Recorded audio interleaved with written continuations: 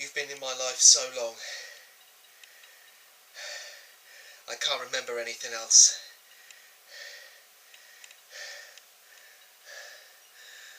I've avoided you for too long.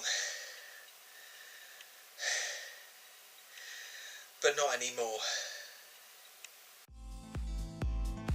The idea of a song garnering an insane amount of popularity to the point where it dominates the charts so convincingly that no matter what gets released within that specific time period, it just can't seem to knock off that leviathan of a track just boggles the mind. Some songs that instantly come to mind would be Wet Wet Wet's Love Is All Around and Bryan Adams' Everything I Do It For You. Both songs are notorious for having racked up an insane number of consecutive weeks at the top spot on the UK singles charts, and both notorious for being two of the worst songs in human history. The last track to have racked up double digits regarding consecutive weeks at number 1 would be back in 2007, coming courtesy from Rihanna with her track Umbrella. It dominated the top spot for 10 weeks, was a summer smash hit, and ironically was during one of the worst summers of the last 10 years. But now we have a new name to add to that list. This song coming courtesy of Canadian R&B hip-hop artist Drake with the track One Dance, an excruciatingly mediocre track that honestly, if this song doesn't break the record for consecutive weeks at number 1, the last 14 weeks would have been the biggest waste of time in music history. Constructed of two main verses, the first sees Drake dancing the night away with some female who has piqued his interest, wishing to enjoy this night before venturing back out onto the streets where apparently there are people hell-bent on ending the guy. Sure thing, Drake, forgive me for not entirely believing that. Verse 2 is where Drake voices his displeasure about not receiving text straight away and orders this woman to text him back immediately when he's away to not keep him waiting.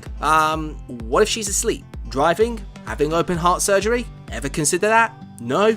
Okay. The chorus reads as Drake desiring one last dance with his female whilst drinking French cognac before he leaves to do whatever it is he's going to do. The track features two guest vocalists, the first being British singer Kyla, where lyrics are sampled from a track she released back in 2008 where she claims to like Drake's style, and that's pretty much that contribution in a nutshell. And the second from Nigerian recording artist Ayodeji Ibrahim Balogun, sorry for the awful pronunciation, more commonly known as WizKid, who, after a gut-wrenching opening line, simply wants to keep dancing with this woman he has his eye on. Instrumentally, the track has a pleasant enough of a groove going on. Along with the Caribbean influence going on in the undercurrent of the track, it's a simple continuous looped drum beat with a repetitive piano riff throughout. There's nothing else to comment on here. It's decent enough of a beat, it's got enough of a groove for it to be danceable, and it doesn't blow the listener's ears off like most dance songs feel the need to do. Ultimately, I have to analyse everything about this track and ask myself, why does this track not work for me? It's a harmless dance song with a smooth beat and semi-decent instrumentation, and lyrically, it's definitely more fleshed out than a million other dance songs that have been released this decade. So what's my main issue? Put it simply, it's the vocal performances. Drake is known for having a weak singing voice, but he has produced some decent tracks with it. But here, the monotonous delivery is practically robotic in every sense of the word. Kyla sounds like she's performing the lyrics out of her nose, and the stuttering effect is highly unnecessary. And as for WizKid, if ever there was a more superfluous guest feature, I haven't heard it. The guy contributes absolutely nothing of any real value to the song. He's drowned out so much that deciphering his lyrics is now an impossibility. But as I said at the start of the video, this better break Bryan Adams' record, because if it doesn't, then this song's existence would have been all for nothing.